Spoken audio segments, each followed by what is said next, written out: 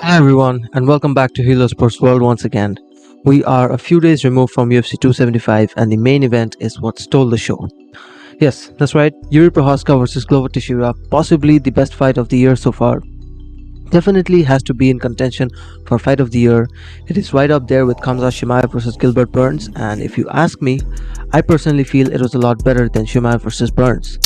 But that is not what I'm here to talk about today. Rather, I'm here to compare Glover Teixeira versus Jiri Prochazka to some of the other great light heavyweight fights that have taken place in the UFC over the years, and also do a little breakdown and analysis of the UFC 275 main event.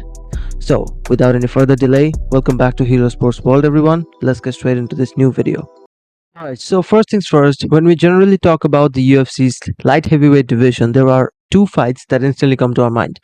Number one being Jon Jones versus Alexander Gustafsson, and the second being Daniel Cormier versus Alexander Gustafsson.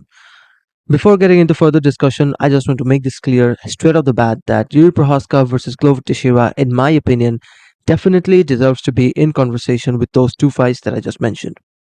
I mean, when you look at it, this fight had everything. On one hand, you had a 40-year-old Glover who is arguably enjoying the greatest run in his career at this moment, and the challenger who, like I previously mentioned in another video, is yet to enter his 30s and is indeed one of the best strikers the UFC's ever seen and is a great asset to the UFC's light heavyweight division.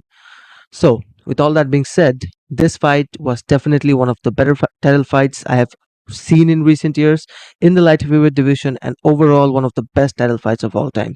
You know, Yuri Prohaska is obviously someone who is known for his striking abilities, and for Glover to go out there and stand and trade with someone like Yuri was, for as long as he could, was just unbelievable.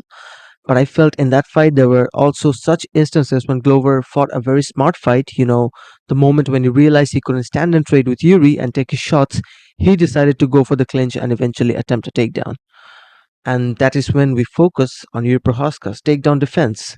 Before UFC 275, in my preview video, I mentioned that Prohaska has a habit of giving up his back, and I thought that if the fight had gone to the ground, it would be an easy route to victory for Glover.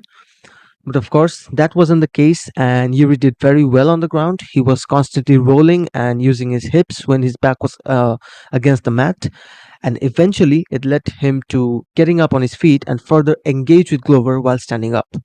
So, speaking of smart fighting, I think Yuri Prohaska did his part in terms of that as well. He avoided fighting Glover on the ground and kept it as a stand-up battle for as long as he could. But then again, Glover Teixeira was also highly impressive in his own right, and he was impressive in terms of his striking, especially when the fight was on the ground. Whenever he had control of Yuri on the mat, Glover simply just didn't try locking in a submission.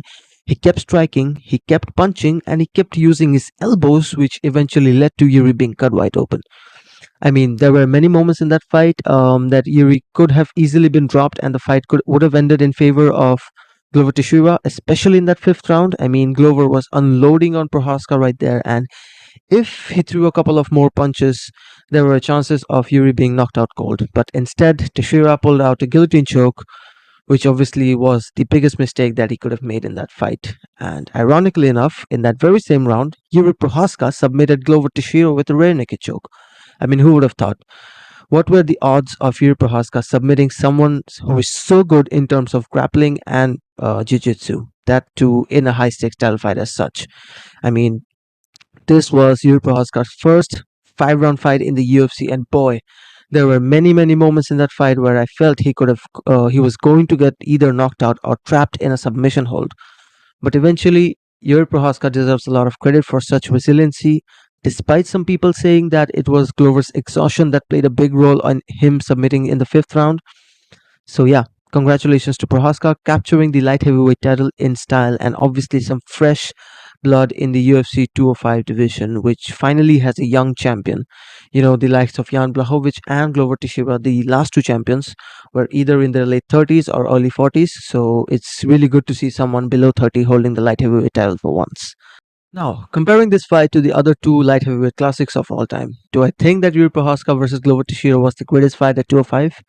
Unfortunately, no. I mean, as of now, I don't think I've seen a better fight than Jon Jones versus Alexander Gustafsson 1.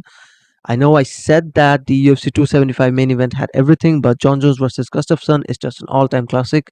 It recently got inducted into the UFC Hall of Fame as well, and in my personal opinion, I feel that was the closest Gustafsson ever came to winning the light heavyweight title in his career, and the closest Jon Jones probably ever came to losing a fight. I mean, those two were in their absolute prime when that fight happened. But yeah, if you ask me, I think for now, I will put Glover Teixeira versus Jiri Prochazka on the same pedestal as Daniel Cormier versus Alexander Gustafsson, which was another all-time classic. But yeah, for now, this is all I have to say regarding the Glover versus Jiri Prochazka fight. Truly an all-time classic that would very well turn out to be the fight of the year for 2022. And if anything is going to top this fight later this year, then we fans are definitely in for a treat. So yeah, with that being said, that's it for this video. Let me know in the comments what did you make of Jiri Prochazka versus Glover Teixeira from UFC 275.